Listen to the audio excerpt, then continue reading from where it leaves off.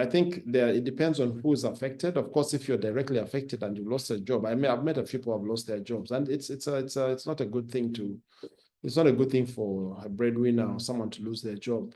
Of course, the reaction there is different from somebody who's watching, from who is not affected at all, and then there are others. And by the way, as I think it was a result of that last meeting that we held here, I was invited to speak at a current affairs program at the UBC, where I shared the platform with Honorable Suruma and the PSST and I forget the Gorbach Mushabe of the Great Lakes organization.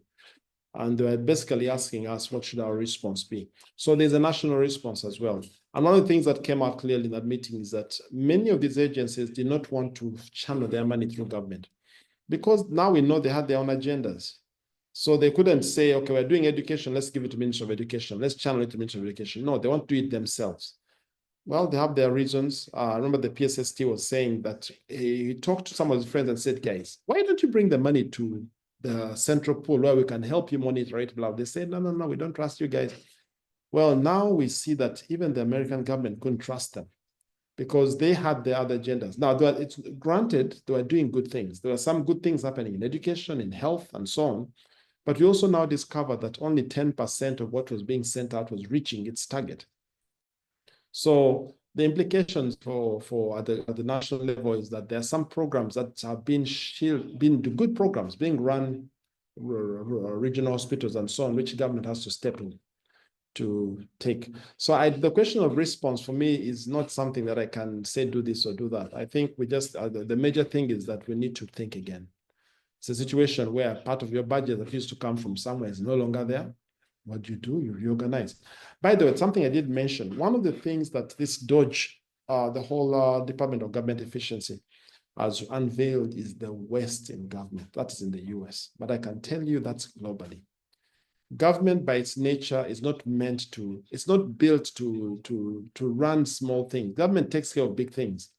We have sessions in other governance training meetings where we talk about the role of government. When government gets involved in every small thing, they're very inefficient because they're not built to do that, They're not built to run things efficiently. And it also becomes a place of waste and corruption.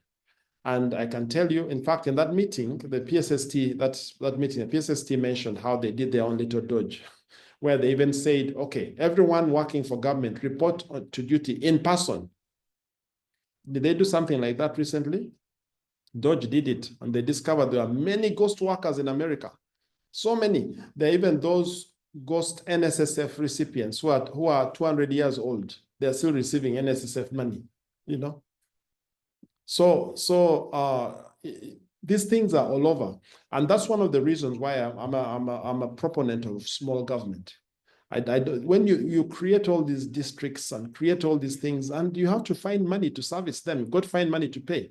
The money is coming from the same pool of people.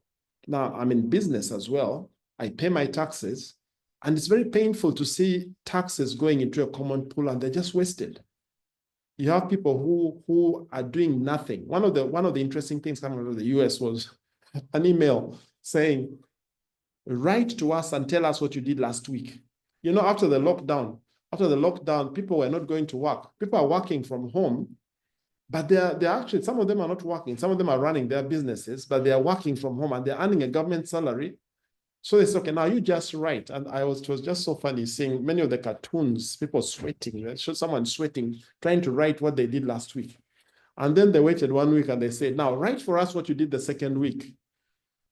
And you find their jobs, people are not doing their job. And what's even annoying when you're from the private sector is that you pay your taxes, then you want government services, and guys are tossing you all over the place. They don't even realize that it is your taxes that are keeping them in their jobs.